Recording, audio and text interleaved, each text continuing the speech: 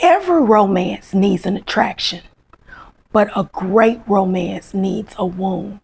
So today, we're building up the female character that will be the lead of this French footballer brainstorming session that we have started.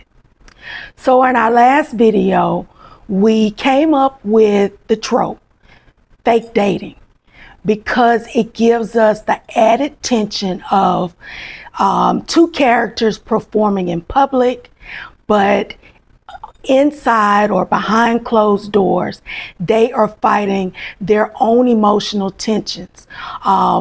They are struggling not to show any emotion to the person that they are fake dating with. And they are also trying to keep whatever emotions that they're feeling away from themselves. Because let's be clear, these two individuals are not well-versed in romance. If you are returning back to this series, welcome. Last series, you know, we looked at the trope. We also looked at this being a romance, a contemporary romance. Let me preface that, set in Paris. And we chose Paris because not only does Paris say romance, but it also speaks to an added character in the story. And we'll discuss that later on. For all my new viewers, hi, I'm S.W. Bayless, author and creator of the Texas Professional Romance. And in this series, I felt like it would be great to give you as my viewer insight in how I brainstorm stories that I am writing. So again, we have two emotionally ambitious individuals, and today we're looking at the female character. And this female character is going to be more than just somebody that's beautiful. We are going to look at what makes her tick. Why is she the person that attracts this French soccer player's attention? Because let's be clear, she is a force to reckon with in and of herself. In the last video, we already talked about why she would possibly be in France. And I felt like it just made sense for her to be a healthcare strategist. She happens to be in Paris as they're gearing up for the World Cup. We still have a little bit of time for the World Cup, but the French team is gearing up. So they're in the process of doing the drills. They're in the process of getting themselves mentally together. And this particular female character works with a company that is trying to pitch this national team on their innovative medical innovation.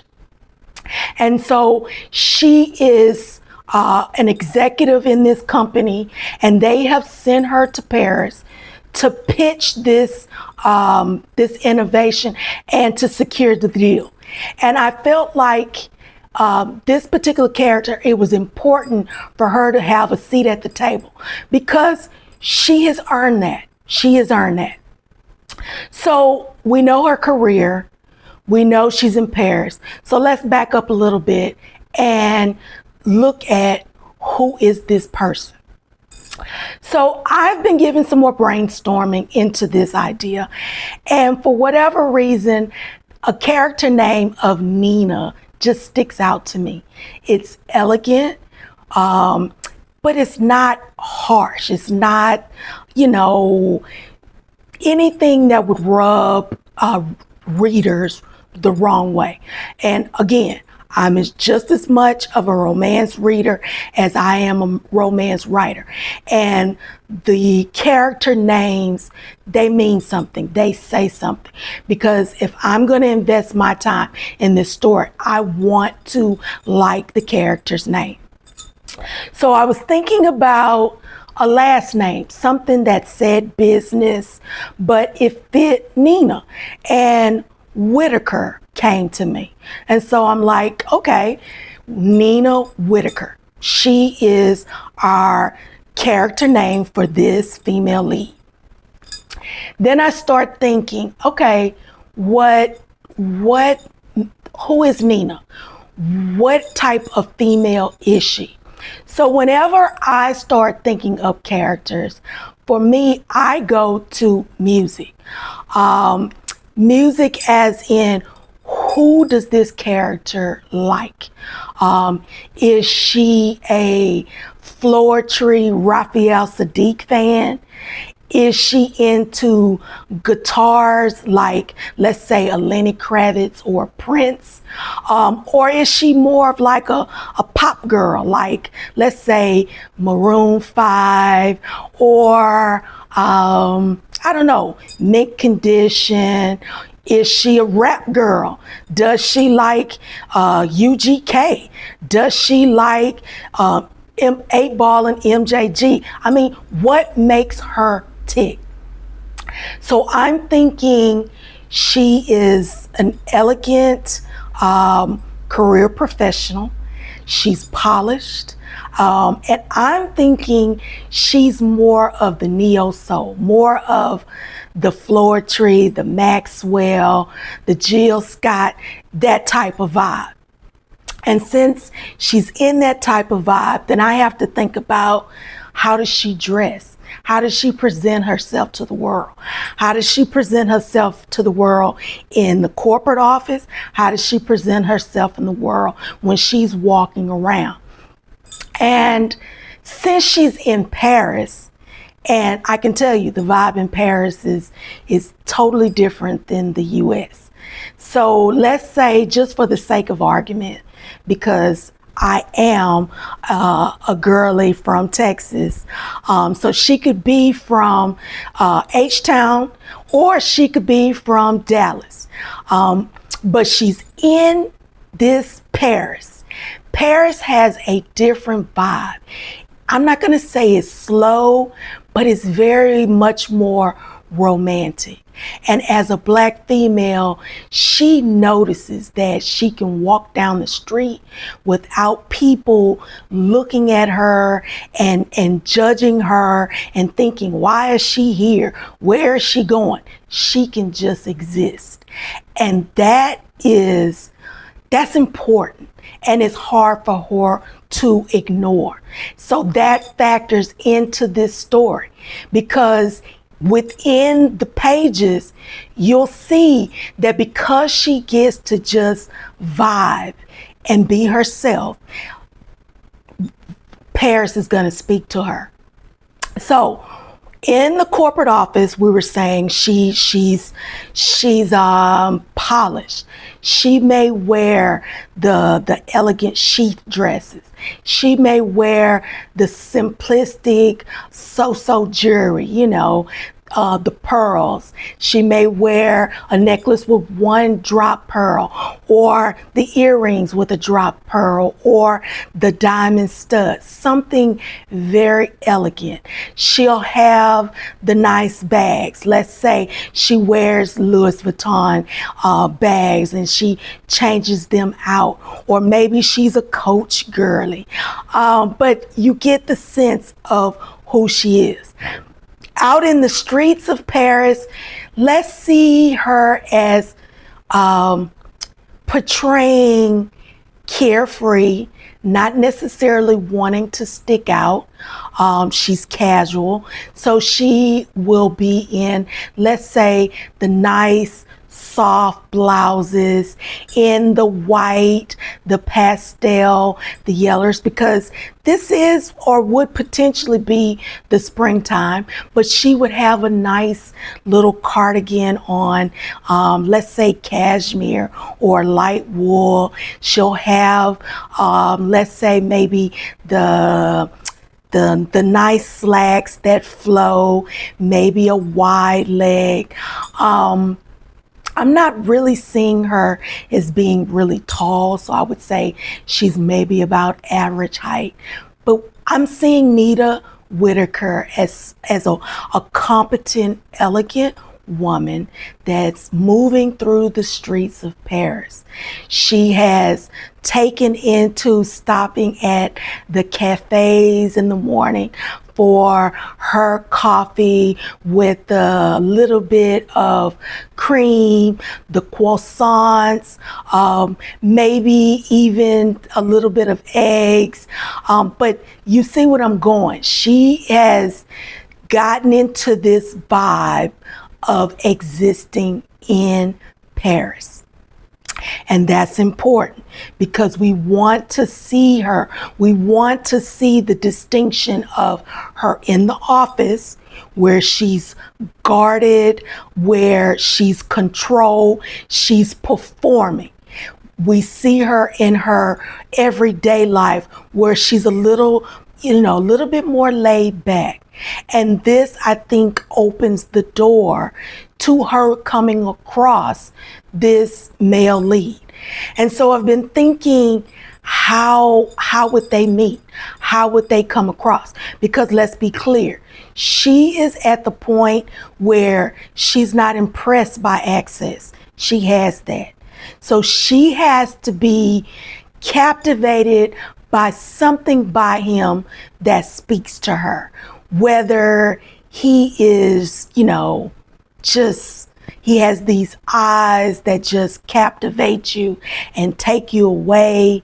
He has these dimples that you just want to swim in, or he has this charismatic personality that she's not used to, but it intrigues her and it speaks to her.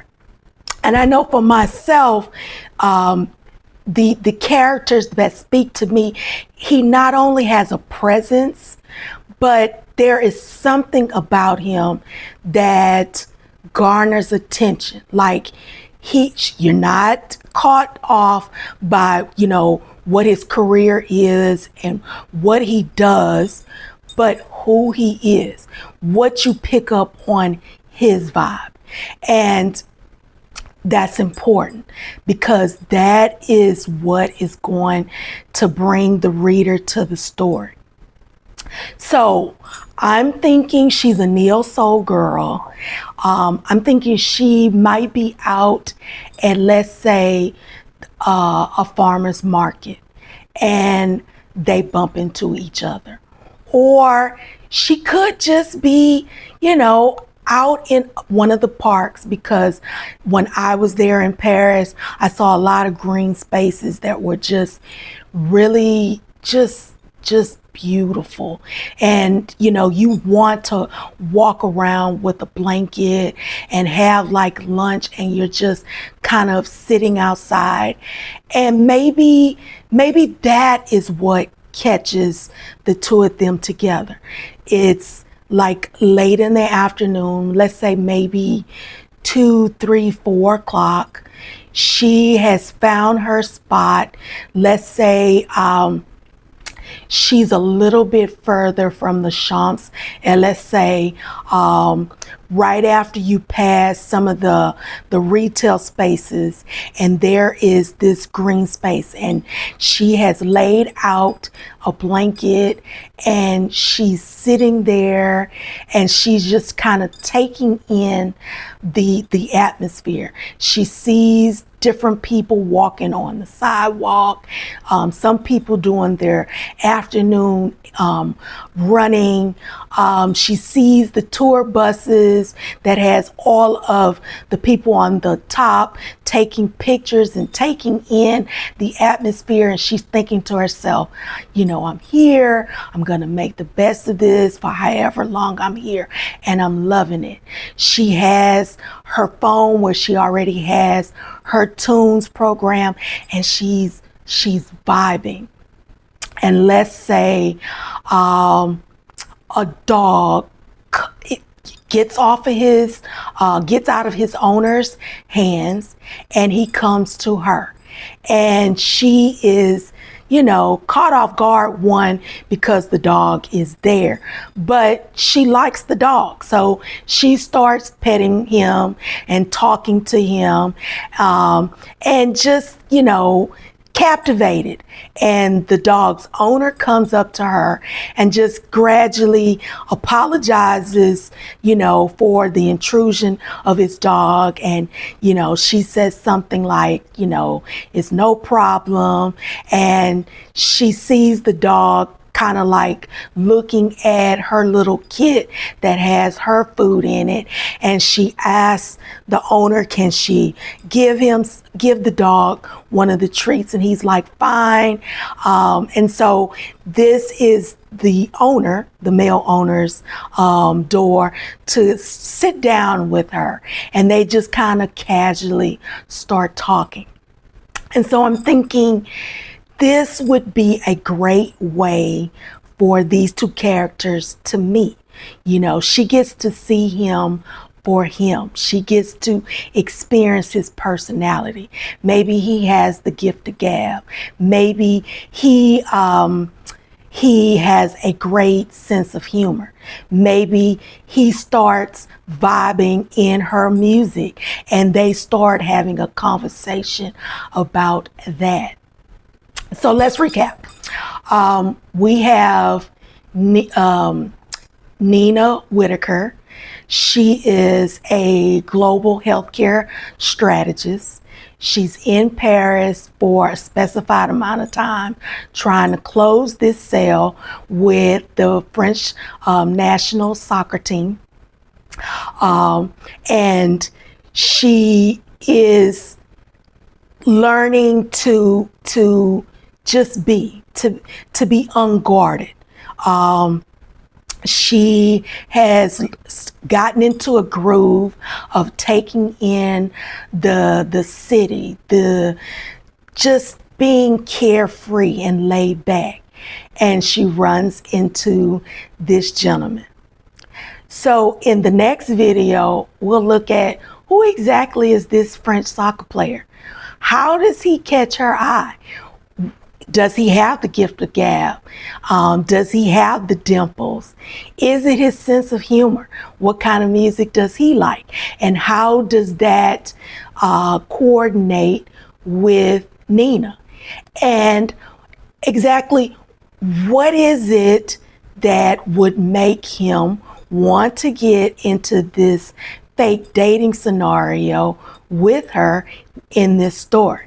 So if you liked this video, check out my other videos that started the series where we talk about this brainstorming exercise and we look at the tropes. Share this video so others can find this in the algorithm. And of course, whether you like it by pressing up on your phone or by pressing up on your remote at home. Thank you for viewing and can't wait to see you in the next video.